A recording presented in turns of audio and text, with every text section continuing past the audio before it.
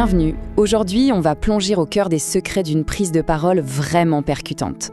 En s'inspirant du travail de Chris Anderson, le grand Manitou de TED, on va découvrir comment cet art, un art aussi vieux que l'humanité, est en fait plus essentiel que jamais pour faire voyager les idées. Imaginez la scène. La tension est palpable, n'est-ce pas? On peut presque sentir le silence pesant de la salle, l'angoisse de la personne seule sur scène. C'est ce moment que tellement de gens redoutent, la confrontation avec cette mer de visages qui attendent. Et c'est là que tout bascule. Une sorte de magie opère. Et attention, ce n'est pas qu'une jolie phrase. Des études ont montré que les ondes cérébrales du public se synchronisent littéralement avec celles de l'orateur. C'est fascinant. Un véritable esprit de groupe secret, tissé par les mots et les émotions. Alors ce phénomène n'a absolument rien de nouveau. En fait, il est ancré au plus profond de notre histoire. La prise de parole en public, au fond, c'est juste la version moderne de ce que faisaient nos ancêtres, se réunir autour d'un feu pour partager des histoires. On peut presque le voir, ce feu de camp. La chaleur, les ombres qui dansent sur les visages attentifs. C'est vraiment là qu'est né cet art. Le feu, ce n'était pas juste pour se réchauffer. Non, c'était un outil social puissant pour forger des liens, pour aligner les émotions et au final, pour transformer un groupe d'individus en une communauté soudée, prête à agir ensemble. Et voilà le point crucial pour notre époque. Grâce à la technologie, ce feu de camp n'a plus aucune limite. Une seule voix, une seule idée bien formulée peut aujourd'hui allumer des feux dans des millions d'esprits à travers le monde. Et ce, quasi instantanément. Bon, alors, par où on commence? Eh bien, chaque grande présentation, qu'elle date d'il y a 10 000 ans ou d'aujourd'hui, repose sur une seule et même fondation. Mais une fondation ultra solide, une idée qui mérite d'être partagée. Ce point est absolument fondamental. Une idée, ce n'est pas juste une information qu'on transmet. C'est bien plus que ça. C'est une structure, un nouveau modèle mental qu'on offre à l'autre. C'est un véritable cadeau qui peut changer la perception du monde de quelqu'un. Et ce, pour toujours. Ok, alors là, il faut bien faire la distinction. Parce qu'il y a une différence énorme entre un sujet et une idée. Un sujet, c'est un thème, c'est plat. Par exemple, mon récent voyage au Cap. D'accord. Et alors? Mais une idée, ça c'est une perspective, c'est un fil conducteur qui donne du sens. Ce n'est plus mon voyage, c'est ce que mon voyage m'a appris sur la confiance. On voit tout de suite la différence, non? Voilà la question à se poser. Quelle est cette pensée unique, cette perspective si précieuse qu'on voudrait offrir aux autres?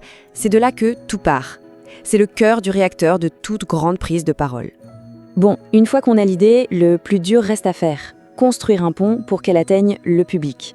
Alors, voyons ensemble les outils indispensables pour forger cette connexion si importante. Prenons l'exemple de Ken Robinson, l'un des orateurs les plus vus de l'histoire de TED. Sa structure est d'une simplicité désarmante. Mais c'est ça qui est génial. Cette charpente logique permet au public de suivre le fil de la pensée sans aucun effort. Du coup, son esprit est totalement libre pour absorber le message. Et c'est là qu'on passe de l'informatif à l'inoubliable. Avoir une structure claire, c'est essentiel, c'est le squelette. Mais ce qui donne vie à ce squelette, ce qui vous donne un cœur qui bat, ce sont les histoires. C'est elles qui créent l'émotion et la connexion. L'anecdote d'Ernesto Sirolli est un exemple parfait de ça. C'est drôle, c'est surprenant, et ça illustre son propos avec une force incroyable, bien plus qu'une avalanche de statistiques. On se souviendra toujours de ces hippos et de la leçon qu'ils enseignent. Écoutez les gens avant de vouloir les aider. Une bonne histoire, ça rend une idée inoubliable. Allez, on attaque la dernière pièce du puzzle et pas des moindres, la façon de livrer le message. Parce que ce n'est pas seulement ce qu'on dit qui compte, c'est surtout comment on le dit. Regardez ça, on a deux manières de se présenter. La première, c'est une liste de faits, un CV. C'est informatif, oui, mais c'est froid. La deuxième, c'est une histoire. Elle nous parle de la personne, de ses rêves, de ce qui l'anime. La connexion, elle, est instantanée. On ne voit plus un CV, on voit un être humain. L'humour, c'est un outil de connexion massive, mais attention, c'est à double tranchant. La règle d'or, c'est la bienveillance. L'autodérision, par exemple, ça marche presque toujours, parce que la seule cible, c'est soi-même. Mais il faut à tout prix éviter ce qui pourrait exclure, blesser ou mettre mal à l'aise une partie de l'audience. Ok, rassemblons tous ces éléments. Pourquoi est-ce que cet art si ancien est devenu si crucial, là maintenant? Tout simplement parce qu'une seule idée, si elle est bien partagée, peut avoir un impact absolument incroyable. Plus de 12 millions, c'est juste énorme.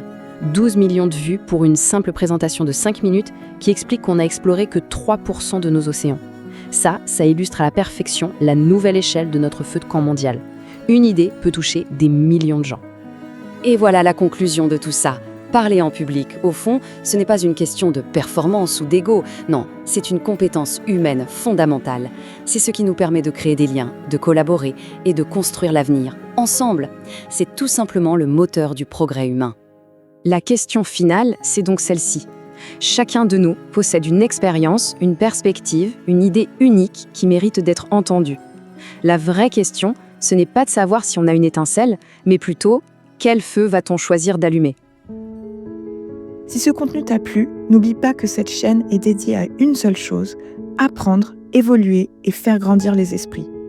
Une nouvelle vidéo est postée chaque jour pour t'aider à avancer un peu plus tous les jours. Alors si tu veux continuer ce chemin avec moi, abonne-toi et active la cloche pour ne rien rater. On se retrouve très vite pour la prochaine vidéo et d'ici là, continue d'apprendre et faisons le bien autour de nous.